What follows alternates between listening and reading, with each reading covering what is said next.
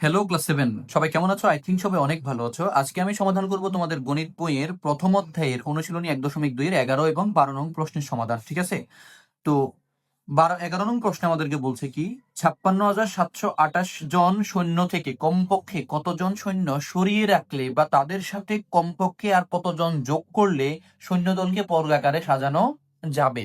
মানে একদল সৈন্য আছে, ওই সৈন্যর সংখ্যা হচ্ছে কত? 56,728 জন।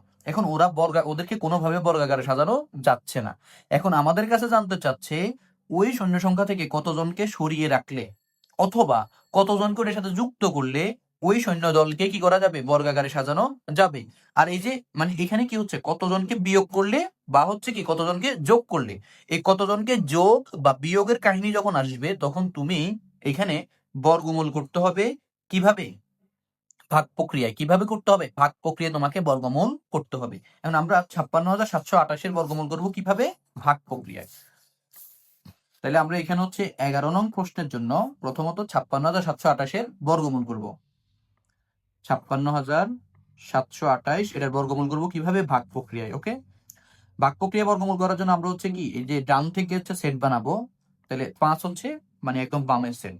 তাহলে 5 এর মধ্যে আমাদের বর্গ সংখ্যা, সর্বোচ্চ বর্গ সংখ্যা 4 আসে। ঠিক আছে, 4 হচ্ছে কার বর্গ? 2 এর বর্গ। ওকে, 5 থেকে 4 গেলে হচ্ছে 1। তারপরে আমরা হচ্ছে কি করবো, 2 এর ডাবল কত? 4। পরের সেট নামাবো এখানে 67। তাহলে 4 এখানে আমাদের আছে, তাহলে 4-এর সাথে কত বসালে 167 বা তার কাছাকাছি হবে? 4-এর সাথে যদি আমরা, অর্থাৎ এই যে 4-এর সাথে যদি আমরা 4 বসাই, তাহলে 4 4 16, আবার 4 4 16 আর 1 17 হয়ে যাবে, মানে 176। তাহলে 4 বসানো যাবে না, 3 বসাইতে হবে।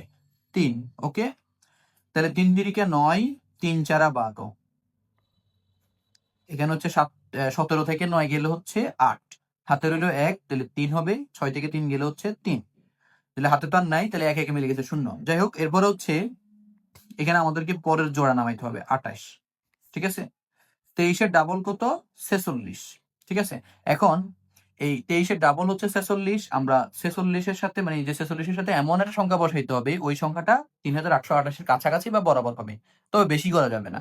তাহলে আমরা দেখি কত বসাইতে পারি। আমরা এই যে 46-এর সাথে ধরো 8 বসাইলাম, গুণ 8, মানে যা বসাবো তা দিয়ে আবার গুণ দেবো, 3,744 হয়। ঠিক আছে, মানে মোটামুটি এটা দিলে হয়। তারপর আমি 9 বসে তোমাদেরকে দেখাচ্ছি। 9 গুণ 9 গুণ 9, এটা হয়ে কত? 4,000 হয়ে যায়। তাহলে আমাদেরকে কিন্তু 8 বসাইতে হবে। ওকে, 8 গুণ হচ্ছে 8। তাহলে আমরা 3,744 পেলাম এখানে। তাহলে হচ্ছে 8 বসাবো, এখানেও 8। তাহলে 3,744। এরপরে আমরা এখানে এই 8-এর থেকে 4 গেলে হচ্ছে 4, হাতে নেই। 12 থেকে 4 গেলে হচ্ছে 8, তারপরে 8 থেকে 7 গেলে হচ্ছে 1। তাহলে এখানে হয় 184। থাকে। ঠিক আছে, কথা বুঝো। এরপর আমাদের আর কোনো সেট নাই, আমরা যে কাউকে নামায় আবার বর্গমূল করবো এটা এরকম আর কেউ নেই। তাহলে আমরা 238 পাইলাম কি এটার বর্গমূল, তবে 184 অবশিষ্ট থেকে যায়। তাহলে এখানে আমরা বুঝতে পারতেছি এই 184 জন সৈন্য যদি এখানে না থাকতো, মানে এই সৈন্য দলের ভিতরে যদি কি না থাকতো, 184 জন সৈন্য না থাকতো, তখন আমরা এই সৈন্য দলকে বর্গাকারে সাজাইতে পারতাম, কারণ তখন বর্গ কত হইতো? 238। তাহলে আমাদের প্রথম অংশের যে প্রশ্নের সমাধানটা সেটা কি হচ্ছে, এই যে বলছে কি কতজন সৈন্য সরিয়ে রাখলে, কতজন সৈন্য সরিয়ে রাখলে। তাহলে এই কতজন সৈন্য সরিয়ে রাখবো আমরা? 184 জন। তাহলে আমরা লিখবো, সুতরাং সৈন্যদল থেকে 184 জন সৈন্য, 184 জন সৈন্য সরিয়ে রাখলে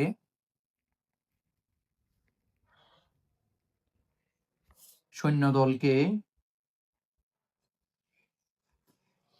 বর্গাকারে সাজানো যাবে। বর্গাকারে সাজানো যাবে। ঠিক আছে, এরপর হচ্ছে আমরা সমাধান করব, মানে এরপরের অংশটা আর কি। বলছে কি, বা তাদের সাথে কমপক্ষে আর কতজন সৈন্য যোগ করলে। তাহলে সরিয়ে রাখার বিষয়টা আমরা পাইলাম। ঠিক আছে, জাস্ট হচ্ছে যা বাকশেষ থাকবে, মানে অবশিষ্ট যা থাকবে তা আমরা বিয়োগ করে দিব। কিন্তু যোগ করার বিষয়টা আসলে কি করতে হবে? এই যে এখানে আমরা বর্গমূল কত পেলাম? 238। তার মানে আমরা যদি এখানে আরো যোগ করি তাহলে আমাদের বর্গমূল কত হবে? 239 হবে। কারণ যোগ করলে কি বর্গমূলটা বাড়বে, যোগ করলে বর্গমূলটা বাড়বে। তাহলে বাড়লে কি হবে, 239 হবে, মানে এর পরেরটাতে যাবো আমরা, এর বেশি করবো না। বলছে কমপক্ষে, যে বলছে না কমপক্ষে, বা এই যে এখানেও কমপক্ষে বলছে, তাহলে কমপক্ষে বলার কারণ হচ্ছে আমরা এখানে মানে বাড়বে, মানে এক বাড়বে, বেশি বাড়বে না, আবার 2 বাড়াইলে কিন্তু অনেক বেশি হয়ে যাবে। তাহলে 238 আমরা লিখবো আবার 238 যোগ হচ্ছে 1, ঠিক আছে, সমান 239 হয়। 239 এর বর্গ, এর বর্গ, আমরা 239 এর বর্গ লিখবো কত, আমরা এখানে সিম্পলি করে ফেলবো হোল স্কোয়ার, বা 239 2 বার গুণ করলে হবে 57,121, 57,121। ওকে, তাহলে এই 57,121 হচ্ছে এখানে আমাদের এই যে 239 এর বর্গ। তাহলে এই 239 এর বর্গ 57,121 তো পেলাম, ঠিক আছে। এখন এইটা থেকে মানে এই সংখ্যা থেকে এই সংখ্যা বিয়োগ করব, মানে এখানে যা পাইছি এটা থেকে এটা বিয়োগ করবো। আমরা এখন লিখবো সুতরাং 57,121 মাইনাস হচ্ছে 56,728। তাহলে আমরা হচ্ছে এখানে এই যে বিয়োগ করার পরে হবে কি সমান যে 57,121 বিয়োগ হচ্ছে কত 56,728, তাহলে 393। তাহলে আমরা এখন লিখবো সুতরাং সৈন্য দলের সাথে আরো 393 জন সৈন্য যুক্ত করলে, সৈন্য বা যোগ করলে সৈন্য দলকে বর্গাকারে সাজানো যাবে। ওকে, তাহলে তোমরা আশা করি বুঝছো যে কিভাবে আমরা মানে যে একসাথে কিন্তু দুইটা অঙ্ক এসেছে। যদি আমাদেরকে বলে যে কতজন সরিয়ে রাখলে, তাহলে আমরা কি করবো, জাস্ট যেটা অবশিষ্ট থাকবে সেটাই আমরা সরাই ফেলবো।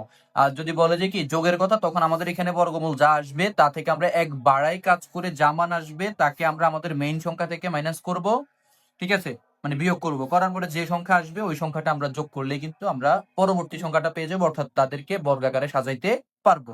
আচ্ছা, এরপরে আমাদেরকে প্রশ্নটা বলেছে কি 12 নম্বর প্রশ্ন, কোন বিদ্যালয়ের 2,704 জন শিক্ষার্থীকে প্রাত্যহিক সমাবেশ করার জন্য বর্গাকারে সাজানো হলো।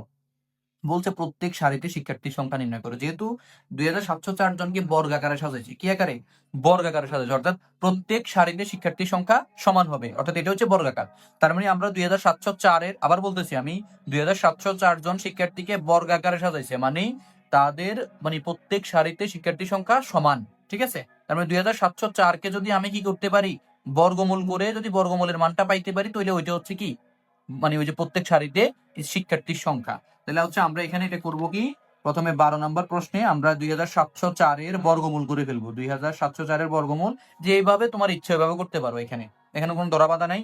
তুমি হচ্ছে মৌলিক গুণনীয়ক দিয়ে করতে পারো, আবার ভাগ প্রক্রিয়া করতে পারো। তো ভাগ প্রক্রিয়া আমার কাছে একটু ইজি লাগে, তোমাদের কাছে কেমন লাগে? তবে মৌলিক গুণনীয়কটা কিন্তু মোটামুটি ইজি, তোমার থেকে যেটা মনে হয় তুমি ওইভাবে করো। আমি ভাগ প্রক্রিয়া করছি, এটা একটু শর্টকাটে শেষ হয়ে যায়। তাহলে আমরা হচ্ছে সেট বানাইলাম, বানানোর পরে যে 27 মধ্যে আমাদের বর্গ সংখ্যা, সর্বোচ্চ বর্গ সংখ্যা 25 আসে, ঠিক আছে। 25 হচ্ছে কার বর্গ, 5 এর বর্গ, এখানে লিখবো। তাহলে 7 থেকে 5 গেলে 2, এখানে 0 4, 5 এর ডাবল হচ্ছে এখানে 10 হবে। আর আমরা 10 এর সাথে যদি আমরা 2 বসাই, দেখো 2 বসাই, তাহলে 100 দুগুণে 102 দুগুণ হচ্ছে 204, ঠিক আছে।